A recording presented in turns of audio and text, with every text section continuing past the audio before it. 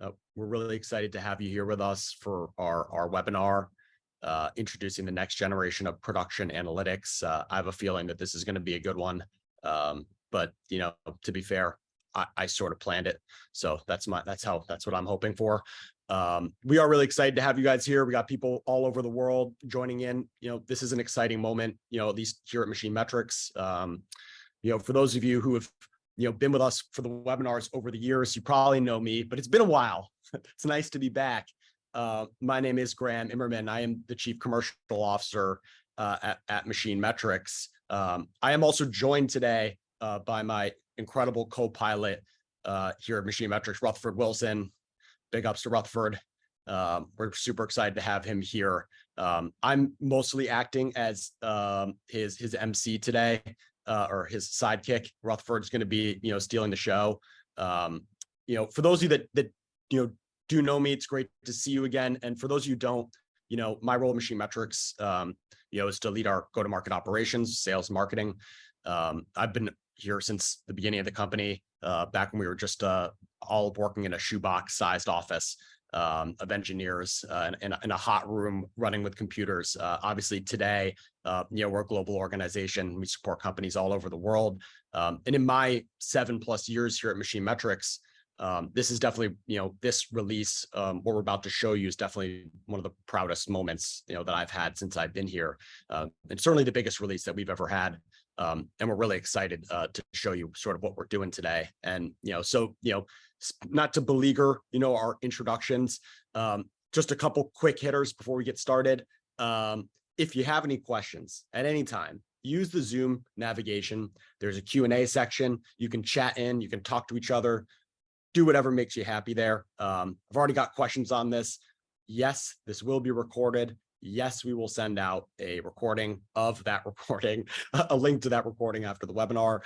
So fear not. It won't be as fun, obviously, as being here live, but you're welcome to share it with your coworkers and cohorts and, whoever you'd like to. So that's pretty much that. And we're going to get started right now. Just setting the stage here, I think everybody who has joined here knows that things have changed, from even just 10 years ago. COVID, economic recessions, have hit the world hard, and it's changed the way that we do things today. And in manufacturing, right, there's still a unique opportunity here because, whereas certain verticals have just been decimated, manufacturing is still needed and required, right, for everything to happen, right, for us to do the things that we do every day. But there's a unique challenge that has been presented to, the manufacturing world. Essentially, you got to make more stuff faster and cheaper with less people and resources. And I think everybody, who's been in a factory knows what that feels like, right? We have less operators than we've ever had, right? So we need to get more out of those people, right? Every, expense is more scrutinized and more heavily scrutinized than ever before, right? Yet we're being asked, right, to do more, right? Make more, build more, faster, stronger, and for less. And meanwhile, there's this new opportunity that we see here, right? The reorganization of the global supply chain has reshoring skyrocketing, right? Here, at least in America. And what we've seen is a market consolidation, right? And winners, right? That are taking an opportunity to capitalize and grow their businesses. And the real question is, how?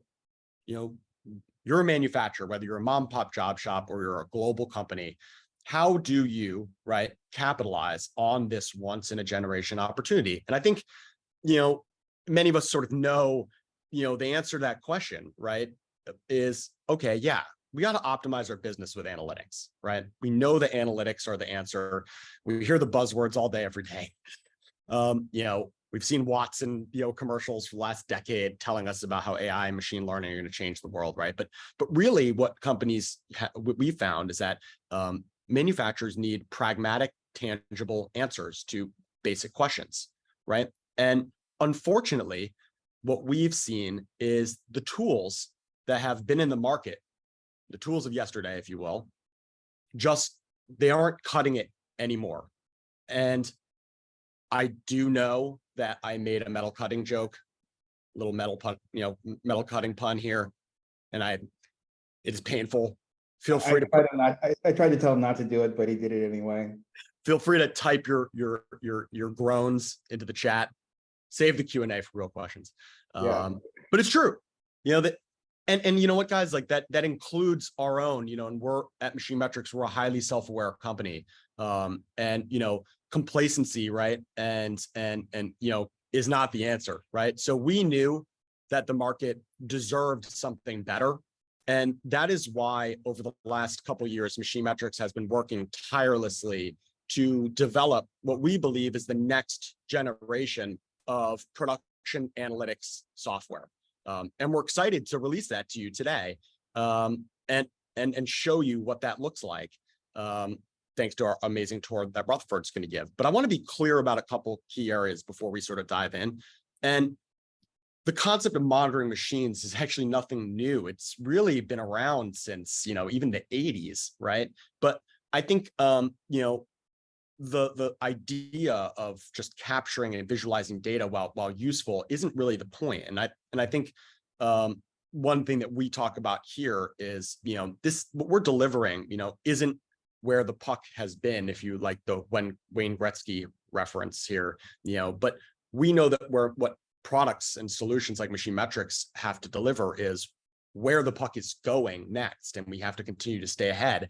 And so when you look at and what you see today, what we're delivering isn't just machine monitoring.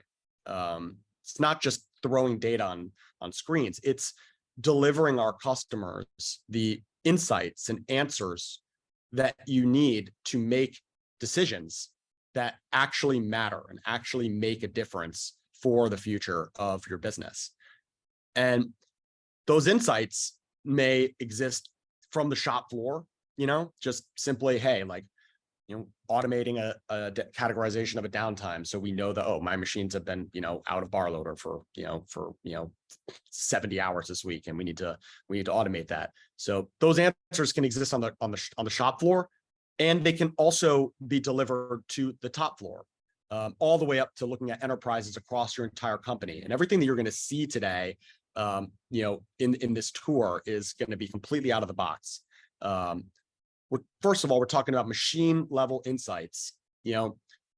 Within the new product, we've made it incredibly easy and simple to not only diagnose machine issues, but automate the ability to identify your top machine downtimes, autonomously baseline and benchmark your machine performance. So you don't just know how well you're doing, you know how well you're doing relative to how well you did previously. And third, automate answers and deliver instructions to the people on the factory floor in the format of alerts, notifications, integrations, so that data can drive action and activity, right? Not just looking at screens. We're taking things to the next level with a plant level insight, right? Making it easy for plant managers to visualize your entire plan in just a single view now, everything that's going on, right? From utilization to your OEE, and quickly identify machines on the factory floor that are performing below expectations relative to either your standards or, your baselines. And within seconds, identify all of your cycle times that are hurting you, your scheduling and your quoting, and leading to, significant amounts of inefficiency around the operations of your machines. Turns out it's not just predictive maintenance, right? But that unique amount of data that we capture shows that over 50%, if not more, of the value that analytics can provide are just improving processes actually around driving machines on the factory floor. And third, like we mentioned, multi-plant dashboarding, allowing this instant visibility across your organization. Being able to look from plant to plant and say, hey, why is my plant in Amherst performing, better than my plant in Nashua? Being able to click into each of those individual locations from anywhere, anytime, dive into what is happening at those single locations. Look at which machines are affecting your performance, and being able to dive even deeper down into the specific machine level data item that is causing that pain.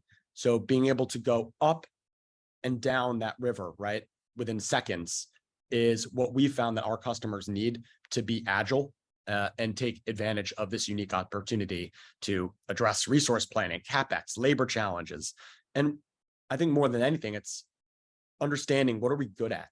What are we not good at? What should we be doing with our time and our resources? And how do we improve and decide what we should be focused on improving? And the best part of all this is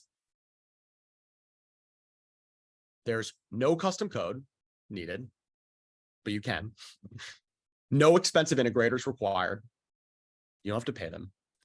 And there's no manual data entry necessary to use this system from day one to start creating instant value for your organization.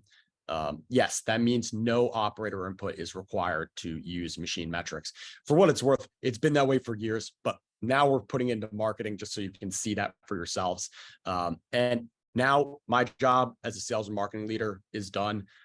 Don't just take my word for it. I'm gonna hand it off to Rutherford. He's our chief product officer. And what he's gonna do is he's gonna bring you guys on a tour of the new interface and the new bells and whistles that we call, MachineMetrics and next generation. So Rutherford, I'm gonna stop my screen share now and shut up, and I'm gonna pass the mic to you. Wonderful. Thank you, Graham, for that lovely introduction about where we're going with our product. I really appreciate it. So I'm going to get going and actually kind of show you how this all works and walk you through some of the new features that we've introduced to help drive this this clarity of data. But quick, an introduction, if you guys haven't met me before. I've only been with MachineMetrics for a little over a year now. But one of the things about me is I'm a huge data nerd. And so driving the concept of how to use analytics, how to use statistics, and associate with lean specifically has been something I've been doing for the better part of 30 years. So I'm really excited to kind of show you how we've changed the direction of how MachineMetrics is going. And I'm sort of paint a picture of where we're going in the future in terms of how we're going to continue to evolve this initial set of the product. So I'm going to weave that through our conversation as we go through. And if I see any questions kind of popping up on chat, I will answer them as real time as possible.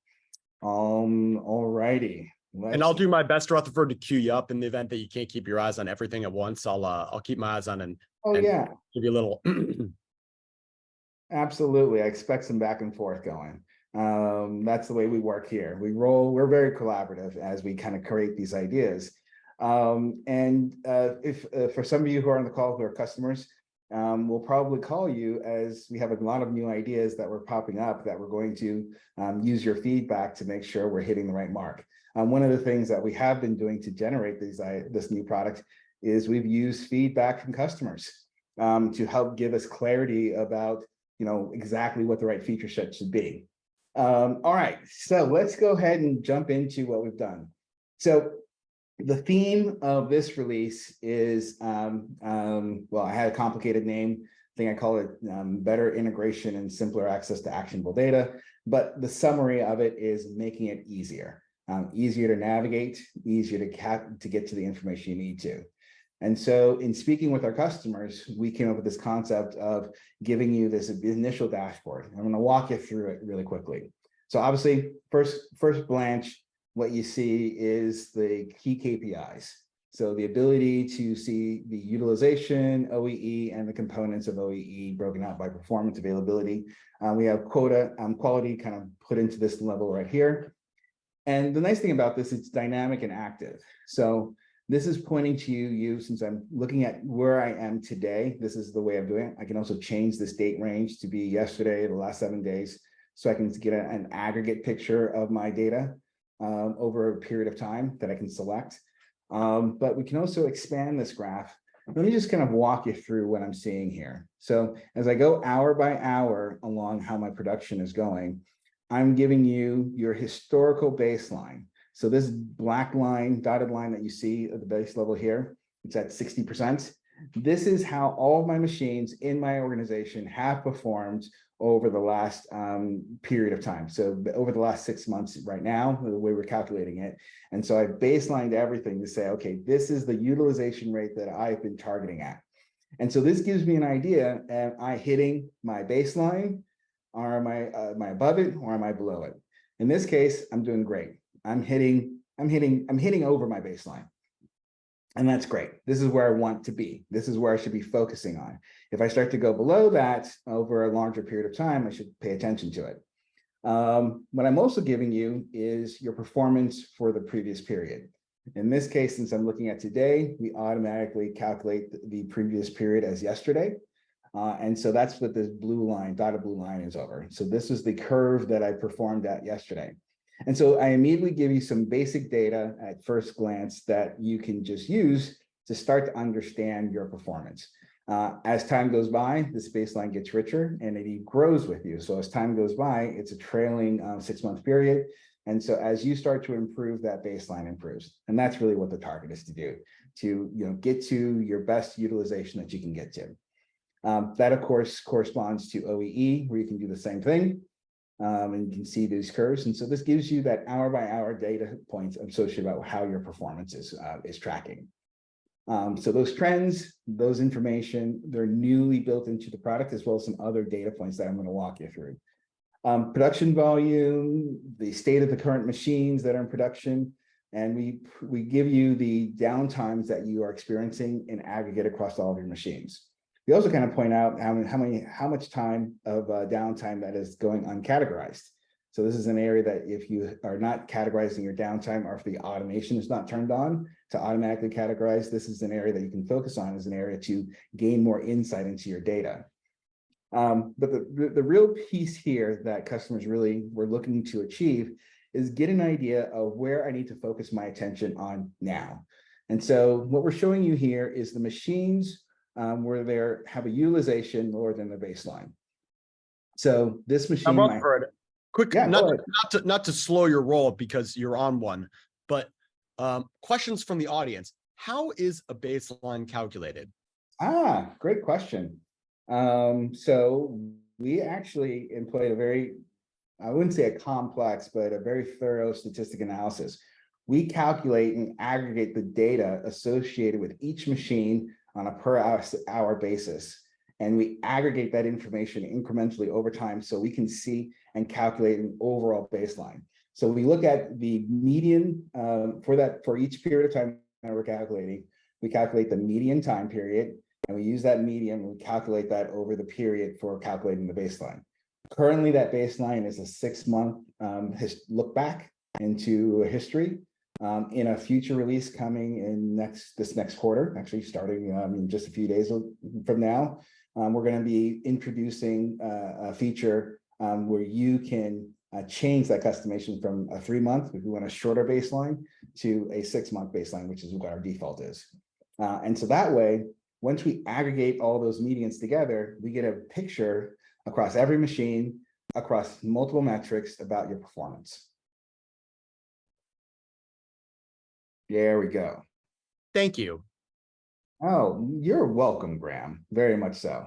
And keep calling out questions, because I'm actually not paying attention to the chat right I will. now. I'm gonna hold them for the right moments. I'm gonna let you get back on track. Yeah. So we want to show you where your performance is at this moment and where your performance is lower than expected. But key here, we also want to show you cycle times. So if you have machines, operations that are running right now, and you give us your expected cycle time, so the cycle time that is quoted of how long this should take. And I'm looking at this wheel bearing right now. So you told us that it should perform at around 1 minute and 30 seconds. Well, we're currently running 6 minutes slower on a median basis. And so this is an area where you want to pay attention to it. It's a 6% difference from what your target should be. But these are machines. You shouldn't have that level of differentiation. So this is something you want to pay attention to. So there's a real problem is what's running on this 3-axis mill is I'm supposed to be running at 1 minute, but I'm operating at 3 minutes and 40 seconds. And so this is definitely a hot button where you want to take action. And so these are the kinds of information we want to surface automatically to give you some information to take action on. And we do the same thing with utilization for machines. So if my high volume Milano is supposed to be performing at a 73% utilization, that's the range that I'm getting at. Well, right now it's at 29%. So something's going on with that machine. So I may not know exactly, I may know that maybe it's down for maintenance, but I can click on this little link here and it gives me a snapshot view of what's happening at this moment. And it gives me an idea of looking at where my utilization is. So clearly I got a late start this morning. My shift started at 6 a.m. I wasn't producing until at least 10 p.m. or 10 a.m. So I lost several hours of production, which is dollars. I can look at my part visibility, see where my parts are going. I can get a slightly understanding of machine downtime. So it looks like I was doing some manual machining in this case. And more importantly, I can take a look at my alarms and see how much time my alarms are taking me. I can look at warnings to see where those warnings are coming if I have any. So giving you this quick snapshot very easily allows you to navigate through each one of your machines that are performing poorly so you can get a profile of what's happening on them. And this will give you some insights in terms of who you need to talk to in order to make those performance changes immediately. We think that this is really valuable. And as we are building out and continuing, so now that we have this foundation in place, there are a lot of other insights that we're going to be releasing over the next quarter. So I'm really excited about how this platform is giving you access to real-time information, and we're going to be making this smarter as we go forward. So those are some of the things, just to give you an idea of where we're going with this. We're not stopping here. We're basically taking this footprint, this platform, and we're going to be rolling in more insights and more data to be more actionable, so you reduce the time of discovering where your problems are located. So I'm going to take this view now that I've got this. So let's say I do want to dig in a little bit deeper to this high volume Miata. So what's happening here? So I can either go to the machine or just hit on my machines link over on my navigation side, and this will take me to another view. So this view, I'm really excited to share with you guys. It lists all the machines that are active in a single view with easy access to all the same data I was just kind of walking you through. But it introduces a few other features. So if I'm trying to diagnose what's going on with the machine, there's a couple ways I can do that. So let me start by just looking at my aggregate number of machines before I go into the details of a per machine basis. I can scroll through this and see all the key data points associated with each machine. But I may only be focused on a certain group of machines. So let me go ahead and just filter this a little bit to focus on the machines that I care about. So I may care about my brake presses. So I'm going to I could filter it by each single machine, or I may care about a group of machines. So I'm going to go and focus on the machines that I have. Let's go ahead and hit my my citizens. I'll go for my presses actually. Actually, I want to do my citizens at least. Actually, here we go. I'm going to do a couple of different machine groups. So I get a group of machines listed out here. All right, so I have my machines listed out here. But more importantly, and this is the part that I really want to clarify on, is we have a lot of different ways to sort this to show out different areas. So I can obviously sort on top performing machines, machines that have a higher utilization rate from the lowest. That's really basic.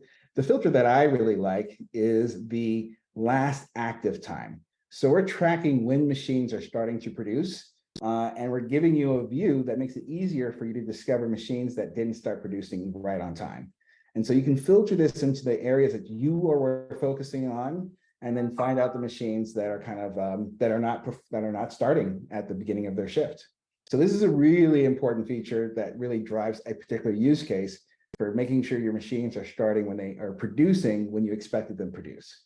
And the nice thing about this, you can save this view. So I'm just going to give this name is Wilson. And now that I have this view, I can come back to this view as opposed to going to my all machine views and looking at all 24 machines. So really effective way to personalize this to the things that you need to be focused on and the view that you are caring about. So that's really important. So let's dig into this high volume Miata. All right, so a few things just to kind of map you through. Obviously, I have some date filters here. I can filter based on shifts, and I can filter based on operations if I have multiple operations going on during this day. We give you access to the timeline that has been one of our key areas of our product. This allows you, with just going back to the presentation that Graham started with, you should have mapped out this enterprise view to this company view to a machine view. Well, this goes down to the next level is what's happening between 6 a.m. and 6:15. where you can zoom into these particular details. So if I want to look at 9:30, in this case, I want to go 9:30 to 10 o'clock, I can zoom in. And so being able to get from just the enterprise view to what's happening on a minute by minute basis is all at your fingertips. And that is, I think that's cool. You think that's cool, Graham? I think it's so cool. I'm coming off mute to share how cool I think that is. Yeah, this is so why it's okay. First of all, it's cool from a technology point of view, but it's cool that we're giving you the same transparency of data at multiple areas of your organization. So some people may care about the enterprise aspect of it. Some people are going to be looking at the machine data, but everyone has access to move up and down that particular thread of view at a moment's notice. And so very powerful feature in our system. So these are some of the tools that you have access to navigate. One of the areas I wanted to spend some special attention on is categorization of downtime. So one of the ways that we've changed our system is to enable you to bulk categorize downtime. So there's a couple of things I want to point out here. As we stated earlier, a lot of our system is automatic. So as soon as you connect the machine, we're turning on various different automations for you. So for example, here, there's a fair amount of downtime that are categorized automatically, through our auto system. And so we define some basic rules that are associated with what the machine is doing and mapping that to the categorization downtimes. So it takes off a huge amount of load for customers who need to categorize this information. But there are some downtimes that the machine cannot tell us when it's happening. And so these are areas where you can select these downtimes. Let's say all of these downtimes that I have that were uncategorized are the same downtime. Well, we make it easy for you to bulk categorize them to pick off where the automation can't continue. And so here I can pick, let's say this is an inspection. Maybe there's an inspection piece that's happening all the time. I can say it's planned or unplanned, but the key point when I hit save here, I am categorizing all those downtimes in a single moment. So it makes it really easy for a shop floor manager to sort of pick up where the automation missed at the end of each shift to make sure that you have full transparency in the data that you're categorizing. And so this is a good way to capture some of the human areas where the machine can't tell us exactly why a machine is down. So this is a really hot feature. So I really wanted to call this out. It makes the automation and the bulk categorization combined really make a difference in being able to detect and do the analysis to help you discover areas to improve. So those are some of the key things that are done from this view. But we also are giving you information about not just the machine, but what's happening with the operation that's running on it. So when the operation is running, we give you some data. So we are giving you an idea of how much time this operation took to set up. We do compare this. So when we have information about how long you expected to set up, that information shows up here. This is also a good area to tell you, hey, you don't have that set. And so it's going to make it more difficult for us to do comparisons if we don't have this density of information. So we're presenting that information to you to identify where they may have gaps in how your ERP is set up, which we've pulled the data from your ERP, or if you set it up directly inside of MachineMetrics. When we do have that consistency of information, we're also giving you the cycle time comparison between what's expected, and we're also giving you the baseline cycle time. And if you have touch time, we also give you that information as well. Just going to move this over so you can see the entire language. So whenever there's a break between a cycle where a human has to do a parts changeover, we're calculating what that information is. So we're breaking out the performance of that particular part operation, surfacing that data so you can start to see, okay, am I quoting it correctly? Do I have enough data in my system? And actually, what is the cycle time that is actually running on our system? So we try to surface as much information as automatically as possible and contrast that to what standards that you have in the system. So, and we do this with every machine out of the box immediately. And so that's really the cool part. We're leveraging all the data that's coming from the machines and aggregating that up so we can make these observations. Rutherford, I have an observation. When we're looking at OEE and or utilization or any of these metrics, and I'm stealing this question from Mike. So good question, Mike. How do we look at things when, say, like a machinist is setting up You know, how do we know that a machine's in setup versus, just, is it on? Is it running? How does something like that work? That's a great question. So we do that automatically. So when you have a machine that is telling us information about what it's producing, we analyze the data and we look at the tear down from the previous job that was running. We identify when you're running a new program. We evaluate and analyze the cycle times associated with how you're building a new part. So maybe you have some tester parts that you're building, and we evaluate that data. And once you move into production, we look at those patterns and we start to identify how much time it's taking you to do setup. So we are looking at actual data associated with the behavior of the machine to determine tear down, part change, program change, and how you're doing the initial setup. And we use that entire time scale, and we remap our data to make sure we determine that that time is setup time. And so that gives you an accurate reference of the time that you have it set up. And we're using machine learning to do this. So it learns the patterns of your machines, learns the patterns of how you're in production and when you're not in production, to make it easy for us to track that information. Awesome. It's That's really freaking cool. it's beyond freaking cool, because first of all, not only is it work with it works out of the box, but it works with machines where you may have operations that take 30 seconds or operations that take 2 hours. And so it makes it really easy. So because of the way we're doing it, it makes it easy for us to really figure out accurately where this data is. And the nice thing is we've profiled this against thousands of data sets at this point, thousands upon thousands of data sets. So it's been very useful.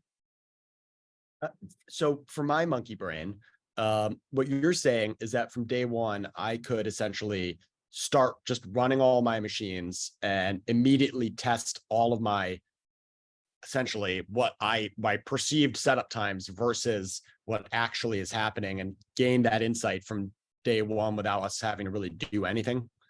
Absolutely. And actually, you're kind of speaking into some of the future innovations that we want to describe back in the company dashboard, because right now we're just looking at cycle times. Where we want to do, if we see massive deviations in setup times, we want to expose that to you when you first log in. And that's where we want to do. So basically give you a roundup of all the errors or misconnections that you want to do, and provide you help of either figuring out whether or not this is a data issue, where maybe because in many cases, you may have done your setup standards 10 years ago and you haven't changed them since. And things have, as Grant stated, things have changed. So you may want to update what your standards are based on our data, or you want to refine your standard because maybe you're operating faster because of some changes, the continuous improvement changes you've made. And so you want to update your standards so you can be more efficient in the market and how you quote jobs. I actually just took a look at the Q&A, and I want to go back to the company dashboard. I think there's a question from Anne. Is there a way to exclude off hours and days to avoid deviations on the company dashboard? And while you're on that one, just a follow up on that one, Rutherford, would be a great question from George around how do you actually calculate OEE if you don't have quality? Well, do you? Good question. Well, let's tackle Anne's questions first. And the OEE question is really exciting. I know why Grant's smiling, because he knows what I'm going to do and he's excited for it too. But Anne's question. So Anne, we launched the company dashboard on June 2nd, and we're like any software developer, and plus I'm kind of a pain in the neck, hard driver. So the date was never going to change. One of the features that didn't make the cut was a filter by shifts and a filter by machine groups. And so if you imagine, if you will, you have this today filter, and it's going to have two little siblings right next to it, which is going to be a filter by machine groups. And let me pause before I get to the shifts, which is the heart of your question. Machine groups is extraordinarily powerful in this view, because looking at the entire organization is great from a perspective, but you may have different business units in your organization that operate at different metrics, that especially metrics that you want to control for. So for example, you may have a bunch of lathes that you expect to be running all the time at a fast clip and moving forward, but maybe you have some other mills that are doing something in the aerospace world and it takes you 8 hours to get a cycle time out. And these are tester areas maybe where you're doing some prototyping. Well, if you organize those machines according to their location and their value, then the machine group filter will filter and give you that overview based on that filtering of machines. And so it really helps you structure how you want to look at this data in a way that actually matches your business performance. And then you can do the same thing with shifts. And so with shifts, you can have your weekday shifts that you can filter for, and that's way to answer your direct question. You can filter out your weekend shifts or your unattended shifts. So when is that feature coming? I want to say Friday, but really it's probably going to be in another week. Oh man, like I love when you say Friday, like that's like a long time away. So that's literally less than 48 hours, but that's cool. Okay. Yeah. Well, yeah, I think the holiday is going to roll into our flow just because we don't want to release and not have people paying attention to it afterwards. So, but yeah, that's coming really quickly. Now, the OEE conversation, this number of OEE, all right? So we use OEE, we look at performance, availability, and quality. So you can use MachineMetrics to add in your scrap information and whatnot. If you don't use that if you don't do that process, then your quality is going to be 100% at all cases. Where OEE, and Graham, I think you're talking about ideal cycle time. Is that where you're going? I'm talking about ideal cycle time, but I'm talking also about ideal cycle time. That is one of the things I was thinking about when you read my mind, because you do that. But I was also talking about how our customers oftentimes will pull in either quality information from another system or even potentially use a MachineMetrics, to reject parts, which I wouldn't recommend. But we're not a full-blown quality system, obviously. But how do our customers account for quality? How does that get into MachineMetrics? How does that work? Yeah, well, it works a couple of different ways.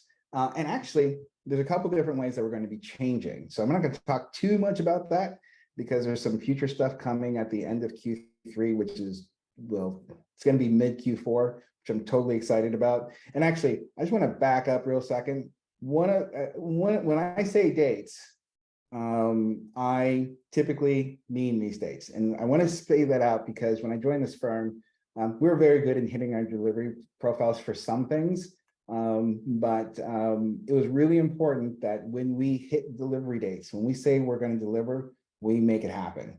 And I'm not a person to talk about vaporware at all, so I will tell you exactly when I know when the things are going to happen versus when I don't know. So I want to be very clear about that. So to be very clear with the thing about how we're looking at quality and how to get that into a system, we have a couple of different patterns that we have today. Obviously, you can enter in scrap information directly. We can import that information from your ERP, and also we can attach to QMS machines where that information can be pulled from the machines dynamically. So there's a couple different ways that we can do this, depending on your flow. So we're going to be spending a lot more time in both Q3 and Q4 to explore those patterns and simplify that so it matches the dominant patterns that many of our customers are using. So that's about quality. There's some things that we're doing that are a little bit more near term in terms of calculating the rest of OEE, in particular calculating performance. So if I'm sure everyone has the calculation of performance for OEE at the tip of their tongue. If you do, more power to you. But the key component about performance is looking at your ideal cycle time. And there's many definitions of ideal cycle time that exist in the world and also in people's minds. What we're going to be doing is we're defining the MachineMetrics version of ideal cycle time. And it's going to be, similar to how we calculated a baseline. It's going to be through some machine learning and statistical calculations to determine that. And that's going to be looking at your real data over a period of time to figure out your perfect time or your ideal time that you can operate with. Now, one of the things about that, by doing that automatically, we will be able to calculate the performance and our OEE dynamically with the data straight out of the bot and make sure it's very accurate. Now, Rutherford, this may be a question for us, less capable minds here, but how do you actually even know what's running on the machine? Do you need somebody to like tell you what's running? Because I've heard people say that, does MachineMetrics need someone to tell you what's happening on that machine? No, that's a really good question. In most cases, you do not. We will listen to the machine. We'll find out what's running by listening to what program is having, what program you've launched in that machine. And we use our data, our system, to figure out what that part is, what that op is ideally. And we use that information to track to see what you're working. We match that information to the data in your ERP. And so that way, that's the magic bullet. That's how we know what's running on the machine and how these calculations make sense. And with that information, about when we get the information from your ERP about your part operations, when you don't have standards in place, or the like the setup time standards or for the cycle time standards, that's where our product really shines, because we can calculate that. And with this new version of calculating the ideal cycle time, we can even calculate the perfect performance or the best performance that you can be running at. And we can do that all automatically with you just doing your job and running your programs. What if you don't have a program? Is it even possible to know what's running on a machine? It is in some different ways possible, but what are you getting at, Graham? Why don't you walk me through that one? Oh, I'm just interested, I've heard a lot of solutions on the market, essentially, and I'm not saying, this is something out of the box today, but, over time, right? Are there any signatures that might indicate something that's being made? Say it's an older machine. Do you think we could at some point be able to know, if there's, say a machine that requires additional sensors to know what's being run on that machine, without necessarily having an operator say, oh, it's that part, that operation. Yeah, exactly. So there's different things that we can do with the different types of machines out there. More modern machines, we can really figure out what's happening from the controller. But for older machines, we can figure that out as well. We put together multiple ways we can do this. The most common way is installing some like a sensor associated with it that can give us an idea of how many parts are coming off that machine. And from understanding those parts that are coming off the machine, boom, we have our calculation for cycle time. So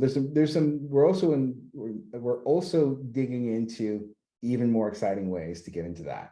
Some of those things as I said earlier, not willing to share just yet, but I want to give you an idea of what we're targeting. Is we are looking to make sure that we can understand every machine at the same level of detail of your most modern machines.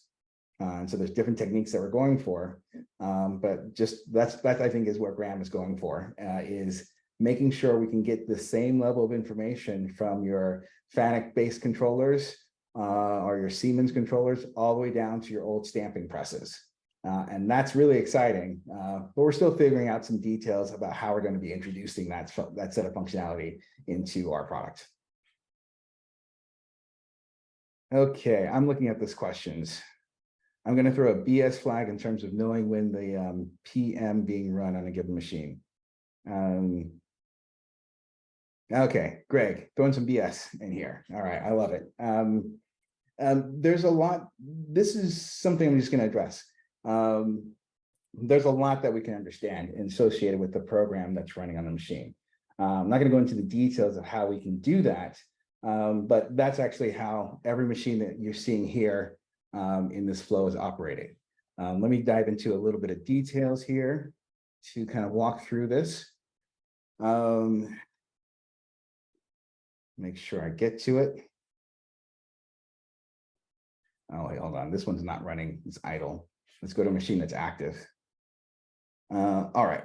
So when we pull this information, now this always happens when you're running things on the fly, when you're doing something in a demo. Where's my program header? Oh, great. It's running a cleaning program right now. Wonderful. All right, we're gonna do one last test.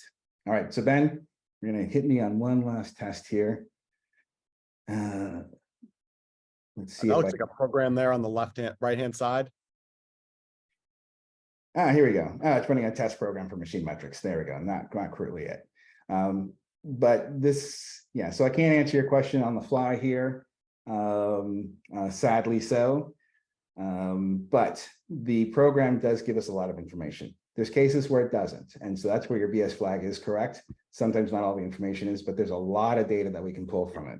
Yeah, and allow me to just interject for a moment, Rutherford, while you continue on with your demo, right? Because we don't have a lot, we don't have too much time for solo guitaring on this demo today. But Greg, the way that we essentially approach that is, your program headers more often than not have a unique identifier code, which signifies essentially what is being made, right? And I think we've seen a lot of pain points with other solutions that try to do this, essentially requiring you to rewrite all of your programs essentially in this standard format that works for said product. The way that we've approached this here at MachineMetrics is we recognize that that's an inefficient way to do it. So what we're working on is technology that makes it much easier for us to essentially be able to look at those programs and identify what operation is being run on that machine without requiring you to have to redo all your programs, which takes God knows how long.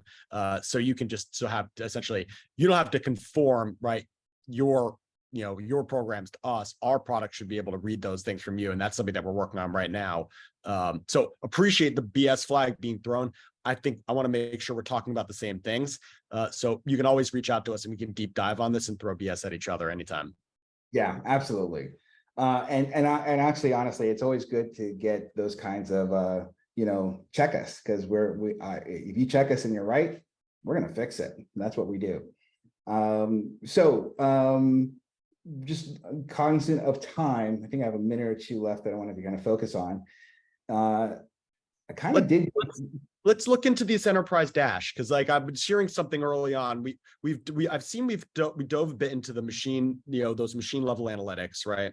And we talked a bit about how you can look over your entire factory within a single view, which I thought was pretty cool to get those insights. I want to make sure that we reserve a little bit of time to talk about how you can look across your organization in a very quick way. Rutherford, do you think that's something that we could provide just a couple sneak peeks into for our excited audience? Yes, I think we can provide a little bit of a sneak peek. So just to get some clarity, we designed the enterprise dash and we were planning to roll it out on June 2nd with everything else. We pulled back on that for a couple of reasons. One, I wanted to collect some more customer information. So what I'm going to show you is a prototype version of it that you can see that we built. So give me just 2 shakes to get that back in place on my screen. And go. I'll buy your time if you'd like while you're doing that. I've just been furiously answering all the questions in the Q&A, and there's been some really good ones, which maybe I can sort of address some of these like while you're doing that. Yes, we released a far more flexible shift architecture, which makes it much easier to encompass, all these different, essentially unique shifts that our customers have. We know that's a pain point for a lot of solutions out there. Yes, we will provide you pricing if you reach out to us at MachineMetrics.com. Feel free to do that at any point. What type of infrastructure do you need to connect your machines? Typically, our customers will network all their machines to an electrical switch. This isn't really a MachineMetrics issue when it comes to Wi-Fi or cellular. It's just like the internet. And we found that like if you actually want to rely on your data, using Ethernet is hands down the best way to do that. Network all those machines, send you to an electrical switch. Download our connectivity software on a local PC, or you can even just install one of our edge gateways and enable a couple ports, give your IT guy a high five, and you're connected to MachineMetrics. And I've bought Rutherford just enough time. There we go. Pull up this visual. Whew, thank you. All right. Well, so I'm here for. Problem number 1. So first of all, there's a few pieces of data that we're actually changing this a little bit. So you're going to see us working live. The most important part, first of all, is to get the aggregate metrics across the entire enterprise. And so we're following some of the same protocols that we use to get to the company dash. But of course, there's a few other things, because now we're looking not just at a bunch of machines at one plant, we're looking at a huge number of machines across every plant. And so we're aggregating all that data up together. It's also important for us to get an idea of how an overall plant metric. And so being able to give an idea of where your plants are performing, the metric that you're going to be using could be identical to how you're measuring each individual company, but there may be different aspects that you want to pull in. So we're reevaluating how we can give an idea to show you some basic understandings of it's doing well or if it needs additional assistance. And for each area that we focus on, you can easily go through and click on and get a summary. You can see that this looks like our company dash, because exactly that, once you click on this view plant, you're going to navigate into that individual company dash. And so the point of this is to make sure that we can surface this information at an enterprise level, give you the snippet of the KPIs that you're using to measure yourself across your overall organization, give you an idea of how your plants are faring. So you can focus on where you need to have your attention focused as an executive, and also, where your performance is improving and where it's not improving. And then, of course, to give you that drill down into the particular data to get you to the plant level, that gets you into the company dash view, and then you can continue navigating down as I showed you through the rest of the demonstration. So we actually launched this initially.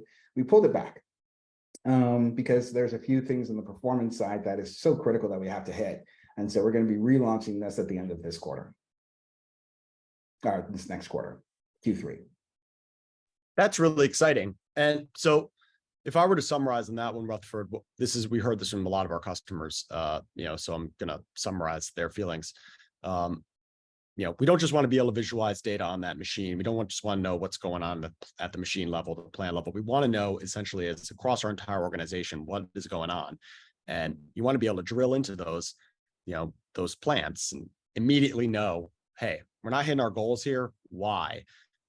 And then be able to go down into those individual plants, right? Look at those individual machines, look at those individual operations, all the way down to that specific cycle time, load item, data item from the machine. And that is what customers are going to be able to do when that new feature, which is, coming momentarily, allowed to do across their whole organization. That is what I'm hearing. And that excites me a lot because it's something that, we've heard from all of our customers.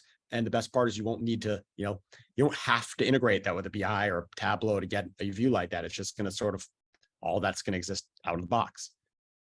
So just to wrap up on our presentation part, as you saw with what we have launched and we have running with a few other features that are coming in the next several days, and we're going to be, there's a number of things that you're going to see over, if you're an existing customer, that you'll see over the course of this next month, and the enterprise dash being relaunched at the end of Q3.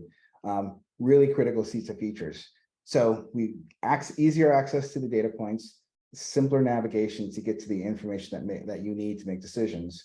But as I said, I wanted to talk about where we're going with this. This is a foundation. Where we're going with this is being able to drive these insights and push them earlier into your experience. So as you need to discover what's going wrong, what's happening, or where your problems are, we're going to continue working and creating different ways to present that information in ways that you can simplify how you make decisions. So more to come on that, but that's the direction that we're focused on, of how to provide access to this information and to deliver it to you in a way that helps you, to simplifies how you can take action on these decisions. Well, that's exciting, Rutherford. And, for those of us who've been MachineMetrics for a long time, this has definitely been one of the most exciting, couple months here. For everybody who has joined us, I just want to thank everyone for the time. Couple final thoughts, and we'll let you all go. MachineMetrics has launched a trial program. It's been incredibly successful. We have dozens of companies that are taking us up on it. I would highly suggest that you do if you're interested in trying the product, because it actually does what we say it does. And I think that's something that I'd like to think, if I quote one of our customers, it actually works. So give that a shot. Feel free to reach out to us, MachineMetrics.com. Whether it's book a demo or free trial, we can learn more, chat with you about your organizations. We will be sending out a recording of this, so hold your horses. It's coming. Just got to get downloaded. I just wanted to thank everybody for the dozens of questions that we got throughout this webinar. I hope that I was able to type you answers fast enough. I want to thank Rutherford for his awesome presentation, Lizzie for putting this all together. And if anybody else has any questions, feel free to reach out to us. My email, graham@machinemetrics.com. You can always reach out to me directly or through the website. And thank you all for your time. Thank you.